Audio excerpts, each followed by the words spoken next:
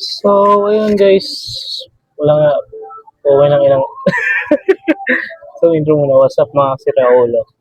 It's been 2 years nung last kong upload. Then, yun. I guess hindi ko masyado itong i-edit kasi wala naman skills sa editing eh. Then, CapCut lang yung gagamitin ko ngayon dito. So, I don't give a fuck. Then, dun tayo sa issue ngayon about kay Lance. This is Lance. Then, yun. Sabi nila is, ewan ko kung bakit maraming babae ang nasira or nadali yung ego nila. Then, may nang babash na rin kay Lance. Bakit nga ba na ano yung ego ng mga babae? Ang gusto lang naman ipahuwatig ng mga lalaki is, kaya pa pala ng babae or meron pa palang babae na kayang magkuha ng attention or to seek attention about educational lang, then about sa smart lang.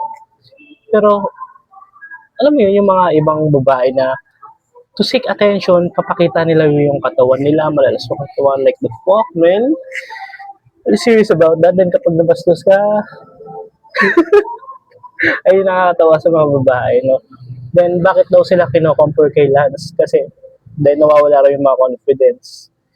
Like, man, kayo nga eh, pinag-compare nyo yung mga lalaki din sa mga K-pop na ideal yung guy. Then, nung kayo naman ang kinompare sa ibang girl, sa ibang women, is nagalit kayo. So, fuck you.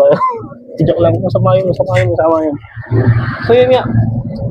Ayun lang.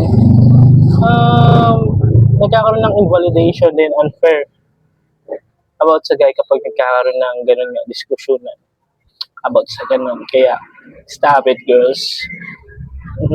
Tanggapin nyo na lang kung anong meron kayo doon. Then, if gusto nyo ma-hit ng or magkaroon ng respect, gayahin nyo sila.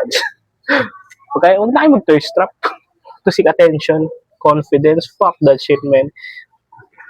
Gusto nyo lang makakuha ng attention, kaya sinasabi nyo yung confidence na yun. So yeah, kaya makakuha ng attention na hindi pinapakita yung katawan. Yun lang, peace out, bye! Wala, nag-vlog lang ako kasi di ko matiis yung mga sinasabi sa internet na ano, alam mo yun, kapag yung lalaki na nagsalita, masyadong ego ng babae is gumaganon. Yung anger nila, nagkakalit sila bigla. So yun lang, huwag na kayo magalit, then huwag na kayo mag-thirst up. Yun lang. Siguro may akong huling clip dito na photo about kay Lanceta. Then about dun sa basta nag-type siya ng may ganito pa palang girl. Yun lang. Peace out. Totoo na to. Bye.